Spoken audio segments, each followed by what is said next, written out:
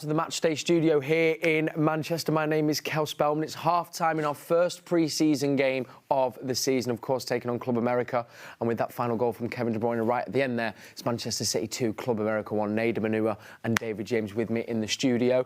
Nedum, give me your assessment of those first 45 minutes. As David was saying in the first half, you know, knowing that you're playing 45 and so on, I think you could see from the tempo that some people know they're probably playing 45 minutes. You know, it's probably more high intensity than maybe they would have looked for in a normal game. But I think that's good. You know, they're trying to get something out of it that's more than just, say, the football side, there's the fitness side. And you can see with Club America as well. Like, as you saw from their goal, they celebrate together. So they're not out there just going through the motions. Like, they want to win that game. And I think that makes an even better test for City. So I think overall 2-1 feels like it's a fair sort of result at this time. But then also, like, they're not going to roll over. They're very passionate, and you can hear their crowd are right into it as well. So I think it's a good pre-season game, I'd say. Yeah, absolutely. I mean, and David kind of off that point, I think Alistair said it as well in his commentary, you know, it is a friendly, of course, but allegedly. It doesn't have the feeling of it. You know, we've seen a couple of yellow cards there as well, and very much can see how much it means to both players. Are you kind of surprised that he's kind of got a hint of that tone in it? Surprised, yes. Before the game, if you'd have said it was going to be that way, I'd have tried to work out how it was going to be that way. We did say 3-0 at half-time, didn't we? You did say that, yeah. You did say that. It was early in the morning. I think we meant 3 goals. Yes, you did say I think the key point to the game changing was the Jack Grealish incident, because then all of a sudden it stopped being a friendly and turned into a competitive game, proper competitive game. And like Nedum says, you could see the Club America getting more passionate into the match. You could see Kevin De Bruyne. Maybe the second goal was saying, "I'm defo coming off at half time." This is enough. But I thought with the first goal, absolutely exceptional. And the first thing I thought was, why are you doing it in pre-season? Save it for the real season. But it's Kevin De Bruyne, and he does that in the real season as well. So it's kind of like if the right person scored the good goals. Yeah. You don't want Cancelo scoring that one in a pre-season game, because you probably know he'll never do it in the game in the league. But what a game! Yeah, what a game indeed. What a game! And so many goals to get into as well. I mean, we're going to take a slight pause here, though. Let's take a little look at the story of the half so far. I think we can kind of bring this up here as well.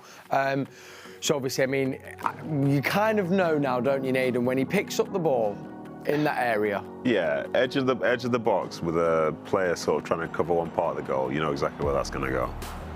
But in fairness to them, this was a good goal. It was Great good running finish. down and good composure. And then we have the look, the passion of a friendly. Absolutely. And that man again, King Kev, as Alistair said, picked up right where he left off at the end of last season. We'll hone in actually though on their equaliser, Nedum. You know me, I kind of saw that and was like, oh, is that the classic ball over the top that beat City? It looked like it was. There's no such thing. No, but joint best defensive record in the Premier League last season. Very right. Now, Kel. Now.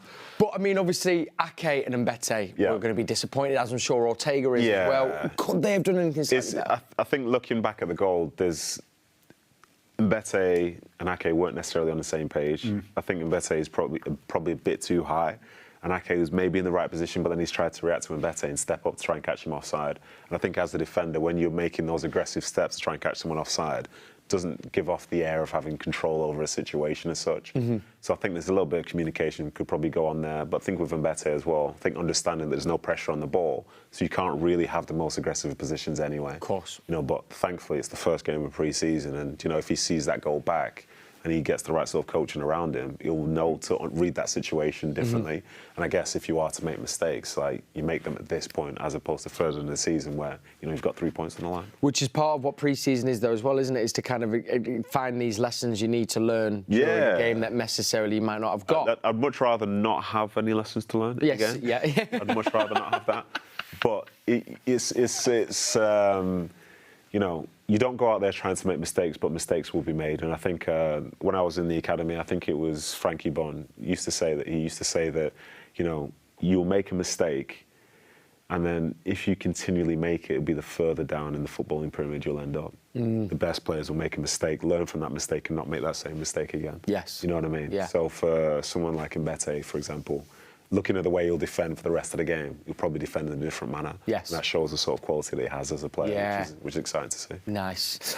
Let's then go to the man who we said that's the type of goal that we want him to be scoring, Kevin De Bruyne. We can take a little look at the goal here. It was kind of a fairly quick break from City, David, but beautiful passage of play, and it was a great finish, wasn't it? It is, yeah. Every component about Kevin De Bruyne's goal. I mean, he's gone in for a challenge, little touch there, and the bend around the defender. Ochoa has got no chance in the goal. No.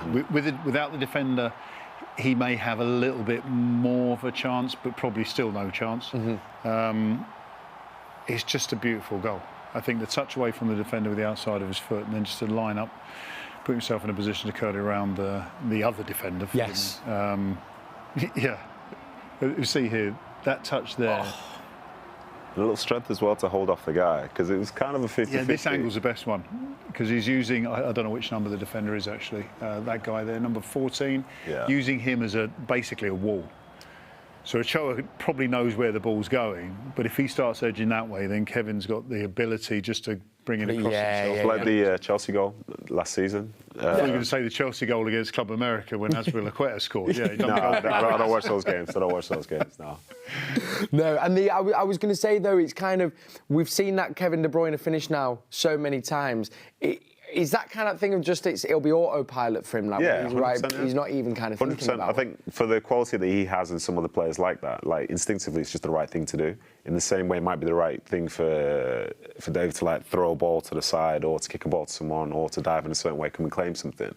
For Kevin, like the ball's there, there's a player there, the goal's there, and it just sends it in. It's effortless. Yeah, it's nothing. Like if I'm standing there, I'm trying to make sure the angles are correct to make sure I get good contact. I need to make sure it's this part of my foot. But for him, he's not even thinking about it when he's doing it, and that's why he does it so often. And also, being a defender, those are the sort of nightmare players to play against, because you're doing your best. You think you've got it covered because you're blocking one part of the goal, but they're just using your body. It's on a par with when, say, the last few years of my career, people try to put an emphasis on playing it through your legs to shoot.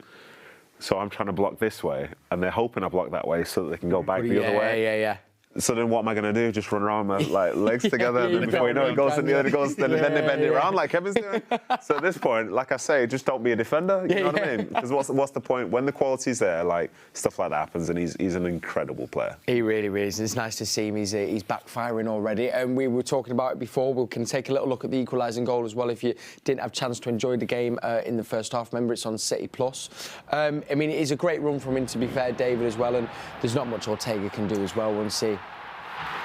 Again, it's an interesting when you look at the different components. As Nedum rightly said, if you look at Mbede's position, he's kind of ball watching and walking forward or moving forward, and Aki has to kind of react to his position, which is to try and step up.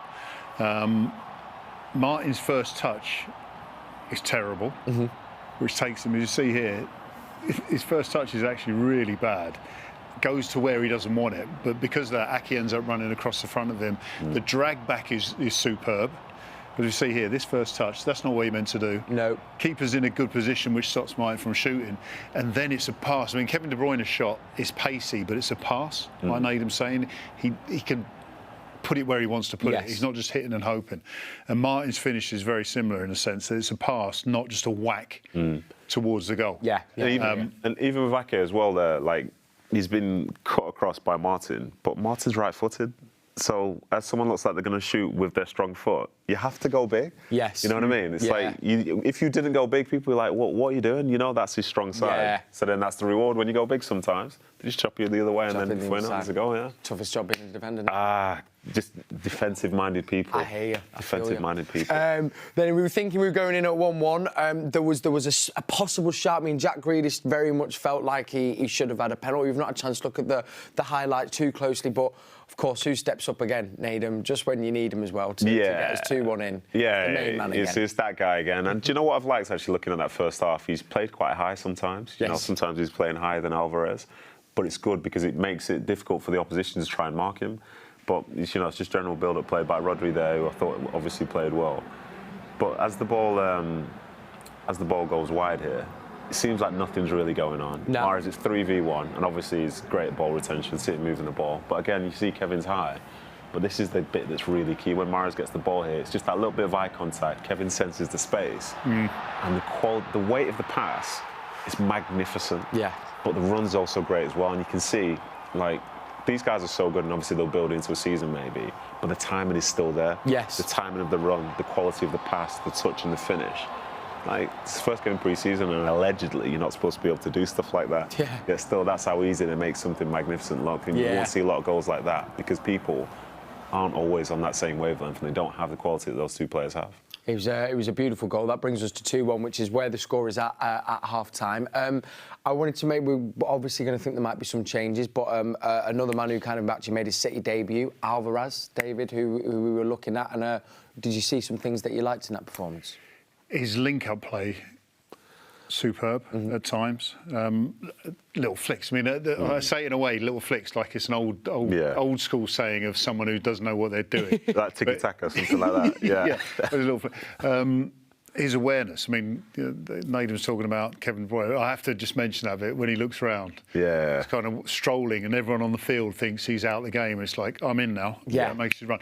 Alvarez is doing similar things. He's kind of popping up in little areas. I mean, there was one chance that he had where he didn't control it properly before the shot. He hadn't had that 30-yarder, which I was expecting. Yeah. But he's fitting into a side. He doesn't look like a new player. Yes. And I think that's key, even in this game. And I think the fact, again, going back to Jack Grealish, sort of raising the temperature. So the air conditioner has to be put on a little bit faster or harder. But he's fitting into the side and looking part of the team. Yeah, Yep, absolutely. sure. Which I guess as well then, for his confidence as well, Nedum must be doing wonders, you know. Yeah. People come out of Argentina. Yeah, no doubt. But, you know, to call it what it is, strikers, like, just want to score goals as well. Yeah. That's the thing. Is he a striker, though? He enjoys scoring goals. I've seen him celebrate. He enjoys scoring goals. And that's what he wants, you know. Even... It's not that he'll judge himself based on other people that have been there before, but if you're playing in the front three for Man City, the expectation is that you'll score goals. So for him, like, the movement is great, the link-up play is great, and if he adds that little bit extra, like, that's when he'll feel right at home. You know, there's always a nice feeling of just rolling the ball into the net, because once you do it once, you think you'll do it again and again and again. I think that's going to be the key thing for him. Of course, we kind of alluded to before, we probably might be a game of two halves, maybe a ring, you know, almost a fire sale of changes, I'm guessing. David, do you think that will probably be in keeping? You kind of, is it pre-season? You want to, particularly the first game, just get everyone a bit of time on a pitch in a game? Yeah, I think the key for Pep now, and I think as a manager, there's always if there's an instruction, Kevin, you're doing 45 minutes. I'm only assuming, I don't know who said this, but if he's given specific time slots for the whole squad, in a game which has all of a sudden turned a little bit feisty, he might be thinking, actually, we need to win the game, or we need to make sure that we've got experienced players on the field so we don't lose our heads. And then are you changing what you've told the team you're already going to do? So Pep might be in a bit of a quandary here, because if he wants to bring that whole side off and put on a completely different side for the second half in a game where, as I say, it could turn a bit funny. Yeah.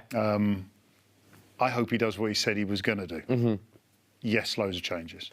I mean, I guess though as well, it's maybe good that the temperature's been brought up a bit, just to almost a bit of a baptism of fire, I guess, for the team to kind of get you straight into it. Do you think? Yeah, 100%. I think it's actually quite hard to play in those games that mean nothing. You know, at some point when you step out there, I'd rather be up against somebody who's like really going after it, because then it means that it's more natural to try and play hard. Yes, of course. As opposed to play easy. And I think for, say, someone like Jack, you know, he's being riled, and what it'll do is inspire him to have a bigger impact in the game, you know, if he stays on. You know, Kevin's like stepped up and scored to make it 2-1. He's frustrated by the way that they're playing. People at the back again frustrated. And I think that's actual growth. You know, you're attempting to do something in the game, trying to achieve something from the game. Because let's be honest, like, if they played 11v11 in training, at no point would it ever be low tempo and not matter. Yes. So it's actually out of character to go into a game and say it's just friendly. Yeah. Winning is winning. They win 90% of the games they play. So why would they approach a game and say it doesn't matter? Of course it matters. It always matters. Any other little standouts for you, David, in the City team? I mean, Cancelo, you pointed out, Nedum was almost playing centre mid that half, but would anyone else you think just look comfortable and almost where they were last season? I think, and again, I keep going back to that Jack Grealish incident. I think it kind of changed the way the game was being played. Before that, it did look a bit very pre-seasony. I'm surprised Cancelo hasn't been more involved in attacks, in a sense of shooting what she normally does. You know, Kevin De Bruyne has kind of taken things by the scruff of the neck. Mahrez with some wonderful passing. We can't be surprised at the excellence. I think that's right. And the fact the fact that Alvarez has come in, as I say, and I just think he looks like a Man City player straight away. Agreed. I think that's the point. And Betty needed to do more. Yep. To sort of show himself, but he didn't have anything to do really. So, what do you think about Ortega? How do you think he's done? There was an interesting pass. His first pass, I thought, was great. Yes. It didn't look the most comfortable pass, and I'm not sure if that's what he's been doing in the Bundesliga. But it was almost like there was an instruction, or by the goalie coach perhaps, or maybe Pep, that he's got to be, confident with his passing. And it was a tough first pass. Yeah, he saw it through. I think his pass completion has been pretty high, and he's received a lot of balls. So I think the fact that he's received a lot means that they have faith in him. Yeah. But the thing about this pass was he's kind of come out of his box and he's played almost like curled it around the opposition player. Yeah. Rather than going for the safe. He probably thought is this what I've got to do now? Like he did it, but it's like, well. All right, this is it. Welcome then. Yeah. this is the standard. Okay. All right. Well, listen, gents, we can see Club America are back out on the pitch, and the boys in blue will be following them, I'm sure, very closely behind them. So if you want to watch this game, City Plus is the place you can do that, or maybe if you just want to listen to it wherever you are, you can hear Alistair Mann, who's joined by Michael Brown on the match day commentary, and then we'll be back at full time. It's Manchester City 2, Club America 1, and will we see the man that we all know we were looking forward to seeing in that blue shirt, Erling Haaland? Could he make an appearance? Well, we'll find out in the next 45 minutes. I'm handing over to Alistair Mann with the commentary. All that's left for me to say is, come on, City. We'll see you at full time.